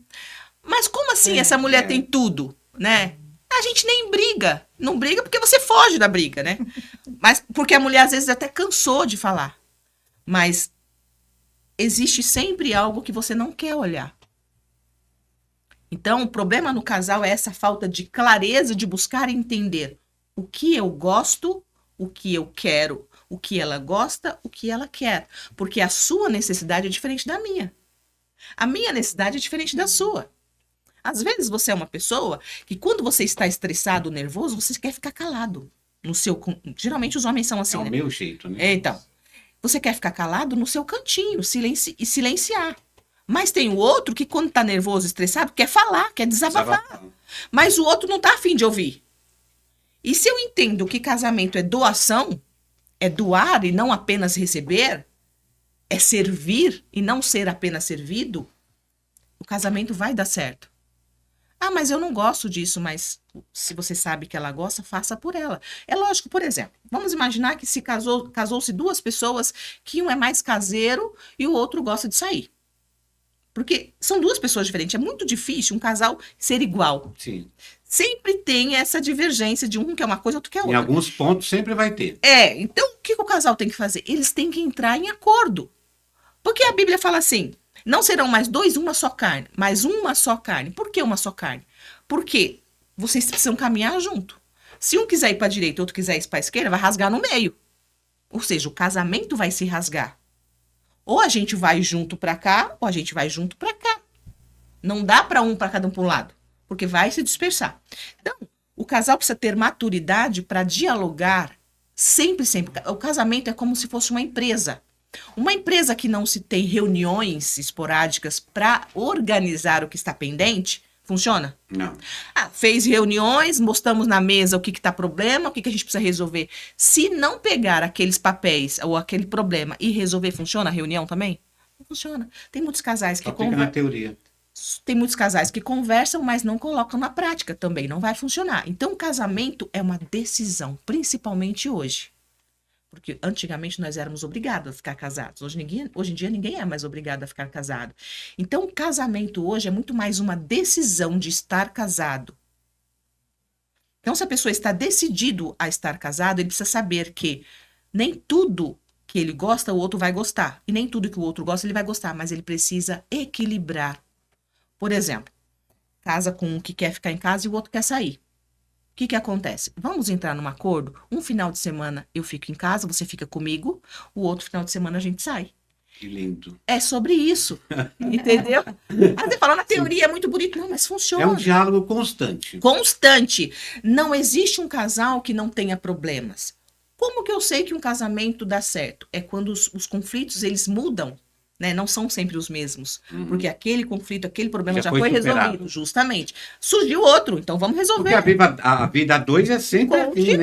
Continua. Continua. Ah, amor, eu quero comprar aquele guarda-roupa rosa. A mulher, por exemplo, fala. Aí o cara fala, mãe, guarda-roupa rosa, não sei o quê. Aí, se vocês não sentarem para conversar, explicar o porquê que ela quer rosa, e será que eu posso ceder e comprar um guarda-roupa rosa? Como que eu vou me sentir?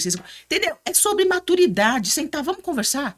Vamos ver o que é melhor. Quem é que vai ceder? Tem uma frase que fala, é melhor ter paz do que ter razão, né? Mas, para se ter paz, você também precisa estar convencido de que aquilo tá tudo bem para você. Sim. Porque se você falar, eu quero ter paz, eu não quero ter razão, eu não vou brigar, você tá engolindo sapo. Às vezes, perder é ganhar. Entendeu? Então, casamento é isso. É falta de diálogo e falta de saber ceder. E servir o outro na necessidade do outro.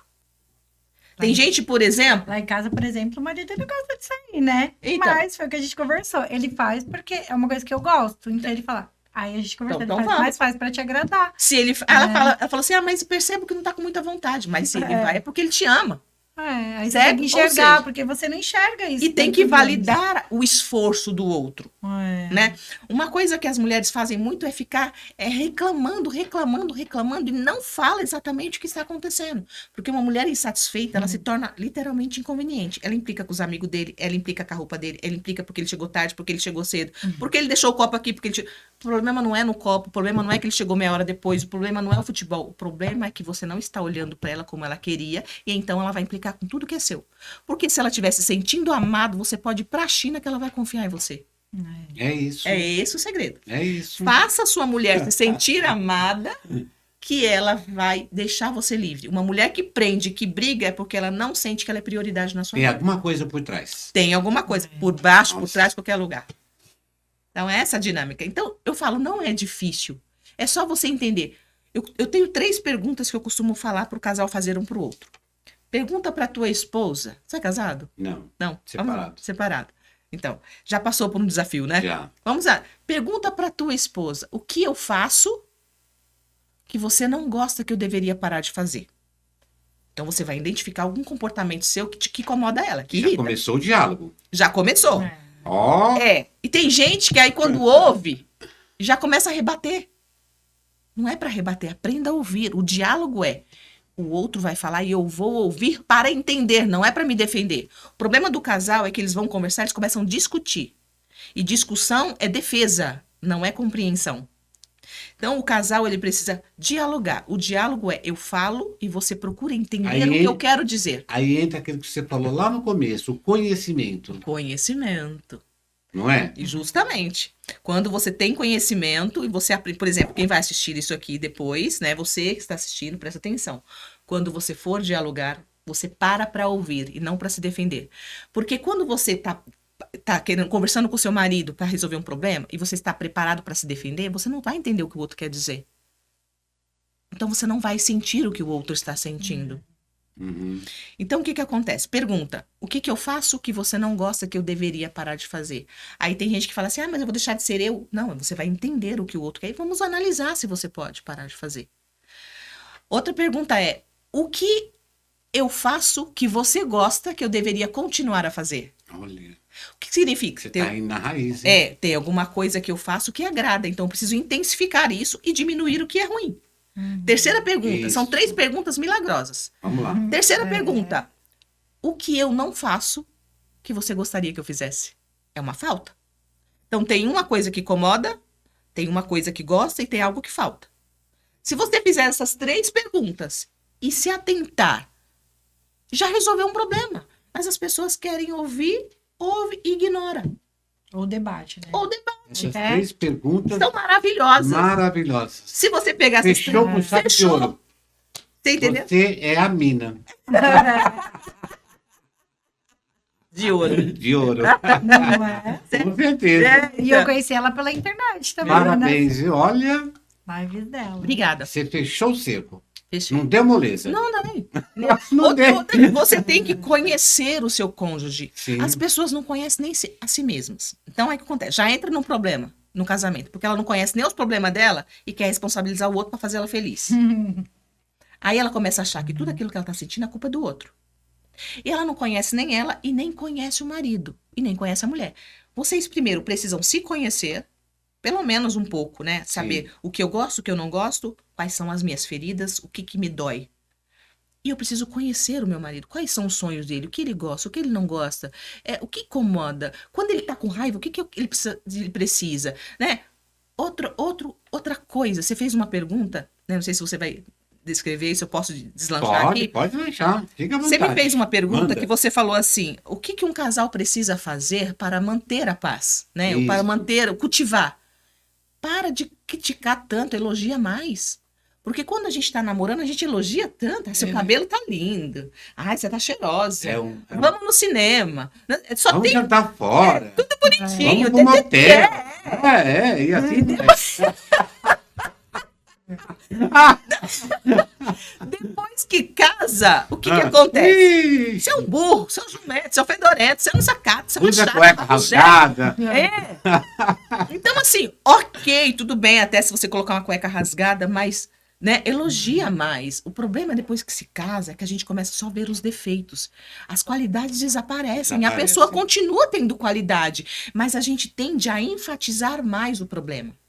E o casamento já é um desafio.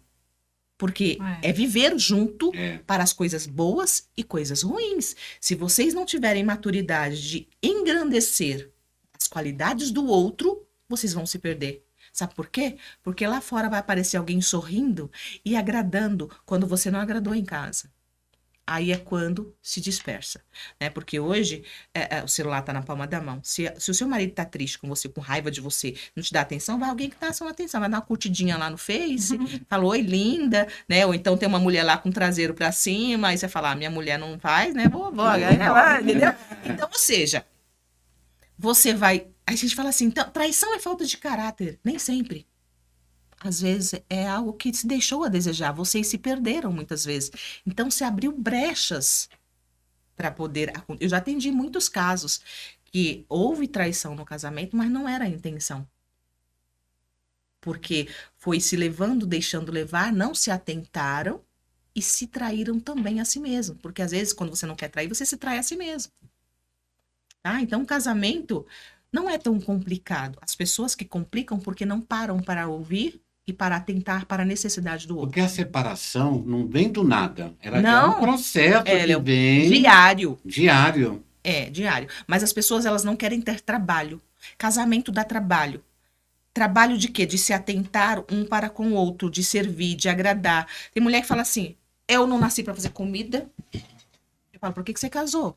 Seu marido, tudo bem, né? Nós precisamos entender que se você casou, você precisa construir um lar. A função da mulher é desenvolver, é ter um lar, né? Fazer com que a sua casa seja prazerosa de estar. Mas hoje em dia, a mulher moderna, ela quer muito só restaurante, ela quer comer fora, comprar iFood. Ok, não tem problema. Só que, cadê o ambiente do lar de você preparar um feijão, de você servir um café, de sentar todo mundo em volta da mesa e contar histórias? Largar isso aqui para um lado. Determinar na minha casa, quando sentar na mesa, ninguém vai levar o celular. Né? O casal, por exemplo, hoje em dia, foi uma das coisas que também que você perguntou, nos tempos modernos, dão mais atenção para o celular do que para a esposa, ou para o marido, ou para os filhos. Então, as pessoas estão se perdendo dentro de algo que deveria ser benéfico. E está sendo maléfico, porque não sabem usar. Não é o celular que é ruim, é você que é ruim que não sabe usar. Exatamente. Mais ou menos isso. Tudo é bom, depende da quantidade. O remédio, qual é a diferença do remédio para o veneno? É a dose. Se você não souber dosar, até o carinho fica chato se você for meloso demais. Verdade. Nossa senhora. Vai intoxicar. Sai do meu pé! Poxa vida. Karina, o que mais você quer falar sobre a escoliose? E aí, só para finalizar, a gente falar um pouquinho do tratamento e onde a gente pode encontrar informações. Essas duas coisinhas que eu preciso passar ainda para vocês. Bora lá, Karina. O tratamento, a gente sempre deve buscar o quê? O realinhamento desse paciente que tem uma escoliose. Sempre trazer ele para o mais perto do que é um alinhamento do eixo, né? Trazer essa coluna para o alinhamento. Então, se eu tenho um ombro elevado, eu vou tentar organizar esse ombro. Se eu tenho um quadril desviado, eu vou tentar trazer sempre para o eixo.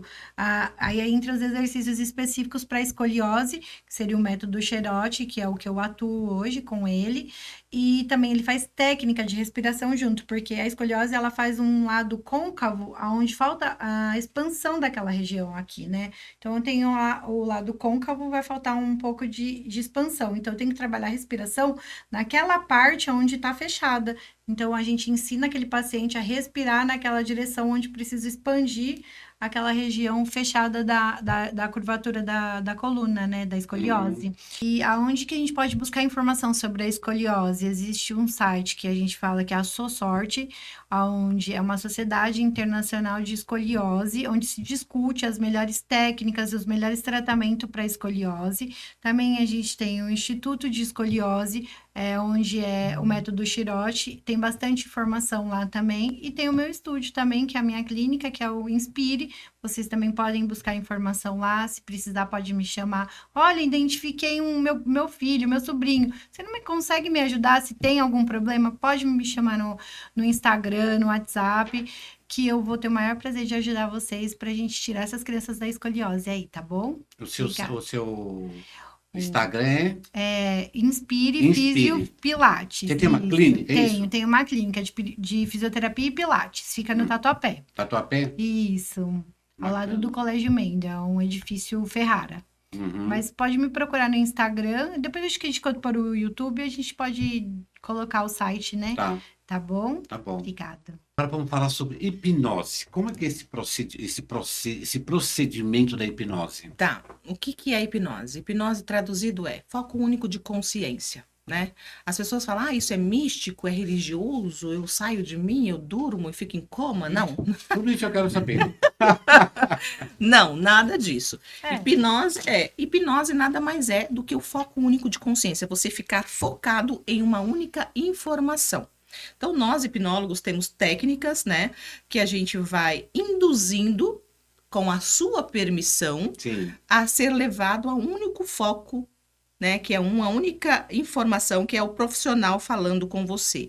Quando você fica... Num silêncio absoluto. Numa sala. Nem sempre. Nem sempre? Nem sempre. A gente pode, por exemplo, hipnotizar um barulho. Se você estiver aberto à hipnose e você for bem suscetível, dá para hipnotizar. Lógico que para tratamento, por exemplo, você querendo ou não, você está hipnotizado aqui, semi-hipnotizado, porque você está focado em mim, né? Você está pensando na sua casa, no seu trabalho?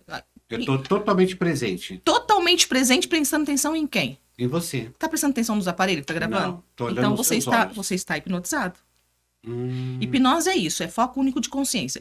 Por que a televisão, o celular é muito perigoso? Porque as pessoas ficam hipnotizadas. E quando você está hipnotizada, o seu subconsciente está aberto, ou seja, suscetível a informações que vêm. Então, hipnose é você colocar a pessoa num único foco de consciência, automaticamente a mente subconsciente, ela capta mais rápido a informação e registra. Nossa mente é dividida em dois. Vou fazer desmistificar aqui. Nossa mente é como se ela fosse dividida em dois. Mente consciente e mente inconsciente. A mente consciente é essa mente pensante. Que é essa mente que eu penso, analiso, eu quero, eu gosto, eu não gosto. Quantos por cento? 5%. De 5 a 7% a mente consciente. Essa mente consciente, ela foi construída com base em quê? Desde quando você é pequenininho, você nasce apenas com uma mente, que é chamada mente inconsciente. Quando você começa a aprender isso pode, isso não pode, você vai, isso não vai, então você vai instalando... Armazenando. Então você vai desenvolvendo uma consciência do que eu posso e do que eu não posso. Então, na verdade, a consciência é uma base de regras, de filtro do que eu posso e do que eu não posso.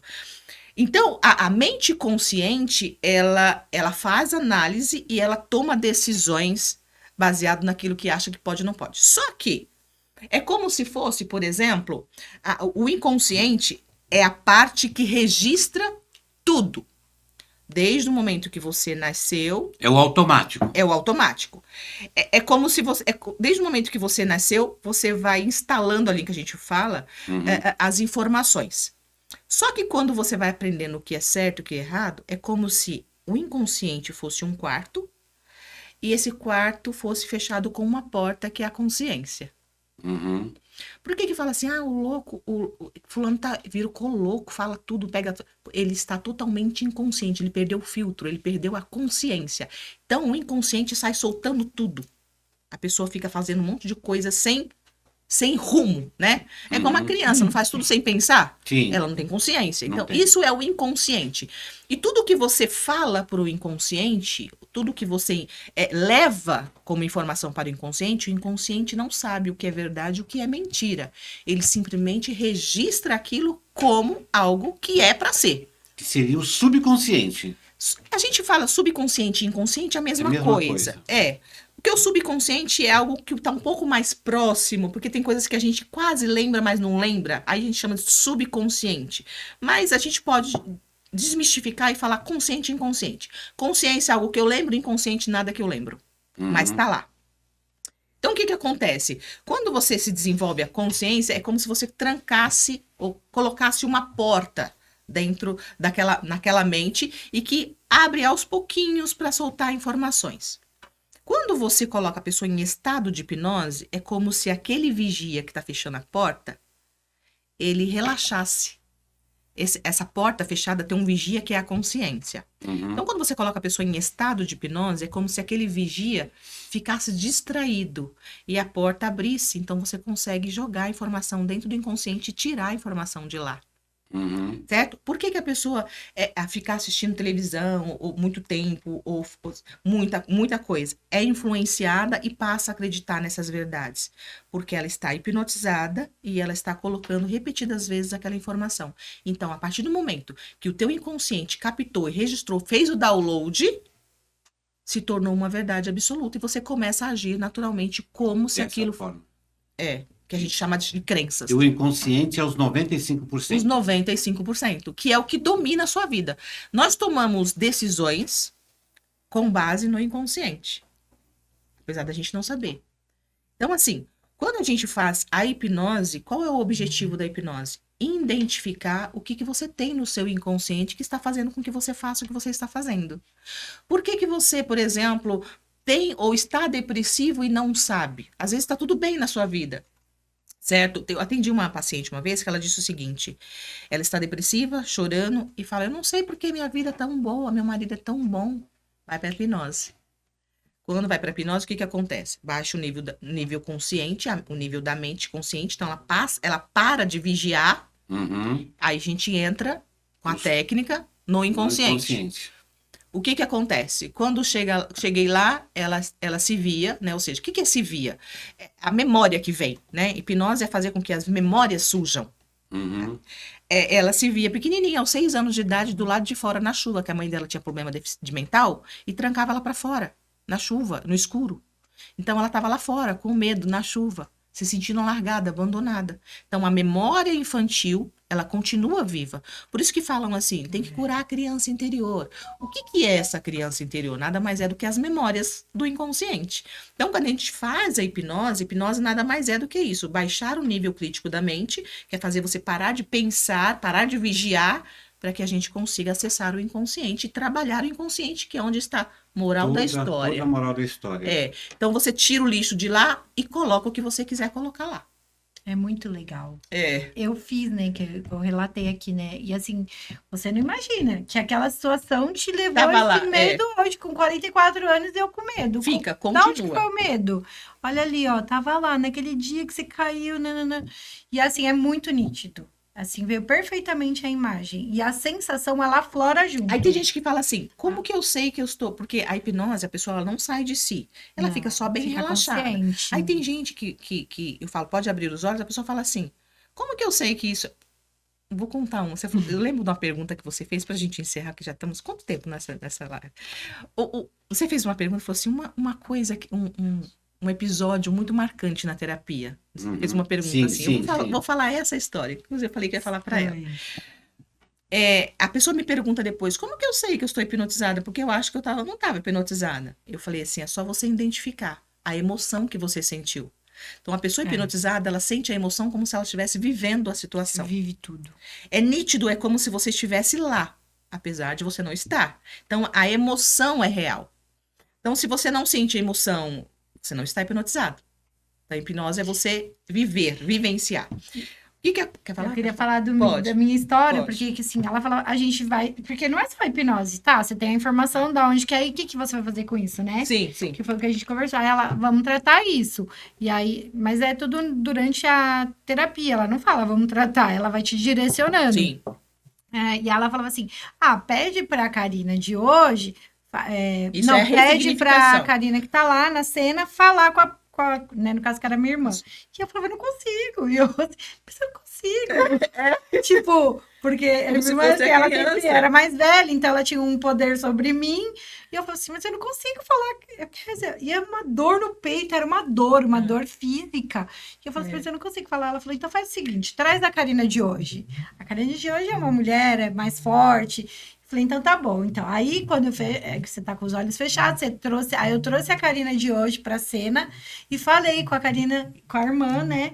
Falei com a irmã, e aí no final, assim, foi bonito, porque a sensação que eu tive era uma criança cuidando de outra criança, aí as duas se amavam e pediu perdão, as duas ali se abraçaram e chorou. Então eu vi que, tipo, aquela situação que eu e minha irmã vivenciamos, era uma situação que também ela foi imposta, né? Então, e aí aquilo curou. Foi muito bonito. Que eu vivi. bacana. Isso é chamado de ressignificação. Esse é o tratamento, é a hipnose terapêutica que a gente fala.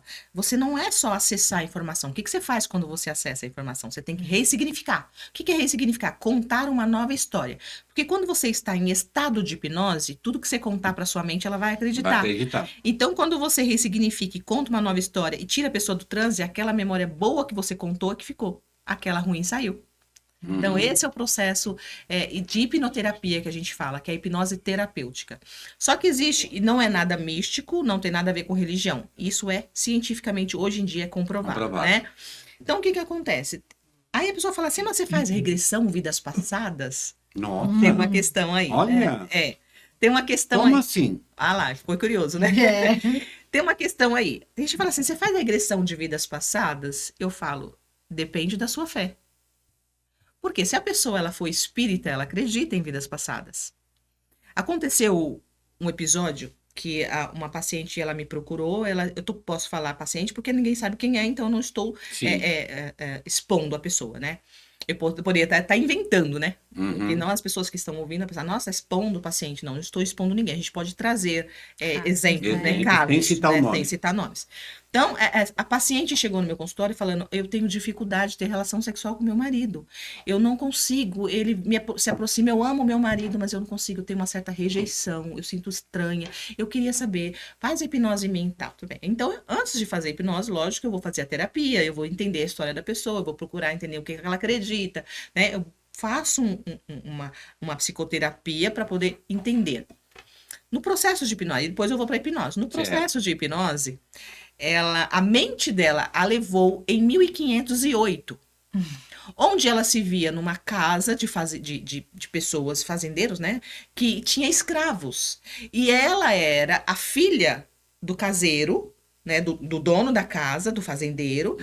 E nessa casa, o pai dela se aproximava dela e abusava dela.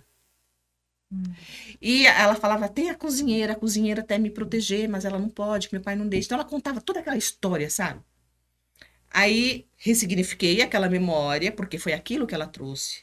E eu trouxe ela de volta no sentido tirar ela do transe. Quando ela falou assim, nossa, mas eu inventei isso ou isso foi real? Como assim, 1500? Essa é a questão, né? Mas ela era espírita. Ela acreditava em reencarnação, essas coisas. Então, não existe... A ciência, ela só consegue provar aquilo que é palpável.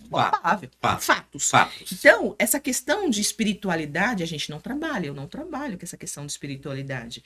Mas o paciente, foi isso que ele trouxe. Então, é isso que eu vou resolver. Se ela trouxe uma história de 1500, a mente dela está acreditando nisso. Eu ressignifico isso. Mas será que realmente ela foi em vidas passadas? Não me importa. O que importa é que a memória foi ressignificada e ela ficou curada. Isso que é importante. Entendeu? Então a gente fala, mas quem acredita fala assim, nossa, é verdade, faz hipnose para você ir em vidas passadas. A pessoa Vai, mas será que ela foi mesmo ou ela criou essa história? Aí ela falou assim, mas eu fui ou eu criei? Aí eu falei, como você se sentiu? Se emocionou? Ela se emocionou, ela chorou, ela sentia a repulsa do pai. Agora, isso também pode ser uma memória que foi imposta por ela assistir, talvez, coisas antigas, e pode ter sido também questões de vidas passadas. Não estou aqui para questionar, Sim, entendeu? Porque eu Claro, trabalho com a somente, ciência. né? Agora, o que é espiritual não é da minha conta. com certeza. Então, a hipnose, ela faz esses milagres. E é isso. Ô, Kézia, você disse que gosta muito de ler. Eu também gosto. Fala pra gente cita 3 livros que você recomenda, assim, que acha que realmente marcou você. Olha, tem um livro que é o único que eu consigo ficar sempre com ele em mente. Amar e Ser Livre. Amar e Ser Livre. Amar e Ser Livre. Amar e Ser Livre. Quando eu li esse livro, ele fala muito sobre o amor, né? Ele fala muito sobre o poder da cura do amor e quando a falta do amor te adoece. Não sei se é porque eu vivi muito isso e eu busquei também uma compreensão do que é o amor. O que é o amor? Por que pessoas que não se sentem amadas adoecem? Por que o amor tem um poder curativo? Porque o amor, o seu corpo... É a maior força do universo, é o amor. É. Eu penso assim. Sim. Deus é o amor, Deus né? é o amor. Vamos lá. O nosso físico, corpo físico, ele não precisa de nutrientes para poder se manter forte, tá? Sim. O nosso corpo Pra nos dar precisa de energia. nutrientes para você ficar forte fisicamente.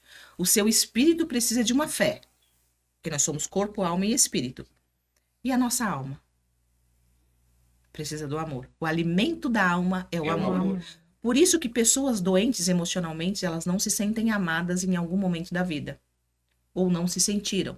Talvez foi na infância, talvez é na vida atual, ou talvez elas não... Então, quando elas não se sentiram amadas ou não se sentem amadas, por consequência, muitas vezes elas também não se amam. Então, a ausência do amor adoece as Com emoções. certeza. Então, o amor é o alimento da alma. Se eu me sinto amado, se eu me sinto amada, eu não adoeço emocionalmente. Por isso que eu ouvia muito assim, depressão é falta de Deus. Quando eu ouvia isso, eu ficava pior ainda. Eu falei, meu Deus, eu sou crente, eu fui nascida em igreja. Fala de Deus todo dia e Como que né? Mas quando eu cheguei num entendimento mais profundo, realmente depressão é falta de Deus. Porque o Deus é... Amor. Se você tem Deus na essência com este entendimento, você não adoece. Só que nós, seres humanos, vivendo nessa vida terrena, dificilmente a gente consegue chegar nesse ápice. Os monges, né, aquelas pessoas que vivem meditando, chegam nesse nível. Mas nós que vivemos o desafio do dia a dia, você não consegue Essas viver em amor. turbulências todas. Você não consegue viver em amor. É por isso a importância do relacionamento e esse amor recíproco, quando você troca esse afeto, quando você se sente importante para alguém, né? Então, essa troca faz com que você alimente a sua alma. Por que a sociedade está adoecendo? Porque elas estão objetificando as pessoas. As curtidas, o amei é nas fotos do celular. Os seus amigos são tudo online. Então, esse contato físico, esse olho no olho está acabando. Acabando. E o amor só é transmitido no olho, no abraço e no contato No físico. contato físico. É comprovado cientificamente que um abraço de 40 segundos pode te trazer dopamina, serotonina, Sim. né? Então, o que acontece? O amor alimenta. Então, quando você entende que sim, este entendimento de que se você tem Deus, você não adoece, é verdade. Mas só que para chegar neste entendimento e neste nível, você precisa sair dessa convivência, viver no mato meditando, né? Para você se conectar direto com o universo, que é Deus. E aí fica mais complicado. Enquanto a gente não tem isso, o que a gente faz? Então, o Amar e Ser Livre é um livro que me marcou muito e eu gosto muito de ler este livro. Tem um outro livro que eu também gosto muito, que é de um doutor, que é Quem Ama Não Adoece, de um médico psiquiatra. Tem todo sentido. Quem ama não adoece. E ele fala muito, ele traz muito esse livro. E um outro livro também que é A Arte de Ser Infeliz. Também é de um médico. Eu gosto muito de ler livros... Não. Hã? Augusto Cury? Não. Não é Não. Augusto Cury, não. É um outro médico. A Arte de Ser Infeliz mostra muito o que as pessoas fazem que leva elas ao sofrimento. Né? Então, são livros assim que, apesar de eu gostar de muitos outros, são 3 livros que me marcou bastante devido ao conteúdo. E a filosofia? Você gosta da filosofia, de livros filosóficos? Eu não leio muito livros de filosofia, não. Não sou muito adepta a livros de filosofias. Uhum. Você sabe, vocês Acho que eu falando busco sobre... muito sobre esse conhecimento da psicologia, então eu gosto da filosofia, mas eu não me adentro muito, não me aprofundo muito. Entendi. Vocês falando sobre o amor, que tá a falta do contato, a gente pega muito paciente assim. A pessoa vem para fisioterapia, aí ela faz 10, às vezes ela quer ficar. Você percebe que é uma carência ali. Então, muitas Ela das quer um vezes, contato. eu converso muito com ela sobre isso, porque às vezes eu preciso trabalhar a mente dessa pessoa para ela melhorar o corpo. Porque se eu não dou essa atenção para a mente dela, para essa demanda, esse acolhimento, ela não vai melhorar, ela vai ficar lá comigo. E eu posso fazer a técnica melhor que for, porque eu não atendo só escoliose, né? Então eu posso fazer a melhor técnica que for, aquela dor dela não vai passar. Porque a dor é uma forma de receber atenção. É. A dor é uma forma de receber o afeto. Então, é na dor que ela consegue aquilo que ela não conseguia curada. Mas se você traz a consciência para a pessoa que ela pode ser curada e ter uma vida de amor, contanto que ela cure o seu passado e se perdoe, e se aceite e brilhe, né? Porque se você não for capaz de ser luz na sua própria vida, você não é luz na vida de ninguém, né? Então, o outro acaba cuidando de você. Começa por você. Então, o outro acaba cuidando de você e se aproximando de você por dó. Né? E você acaba sendo um peso. Quer ser amado de verdade? Seja luz, se cure, né? Se transforme numa pessoa que você possa transmitir algo bom. Tem gente que tem um hábito de se queixar para trazer atenção. Mas você traz atenção, mas uma atenção negativa. Quer uma atenção positiva? Cure a sua vida. Sim. É isso. Você gostaria de acrescentar mais alguma coisa, Karina, sobre a escoliose? Acho que é só isso. Acho que a mensagem foi passada e quem precisar pode me procurar, né? Você gostaria de acrescentar mais alguma coisa? Eu quero só agradecer mesmo por essa oportunidade e dizer para as pessoas, nunca deixe de procurar por conhecimento, porque a ausência do conhecimento te faz permanecer num sofrimento que você não precisaria permanecer se você abrisse a sua mente e os seus olhos para enxergar um novo mundo. É isso. Muito obrigado pela presença de vocês. Adoramos. Olha, Eu super indico, quem quer aprender mais sobre relacionamentos, Lucas Scudder. Lucas Scudder. Ele fala muito sobre relacionamento de uma forma muito profunda e é uma pessoa que eu super indico para quem quer aprender mais. Obrigado mesmo. Também.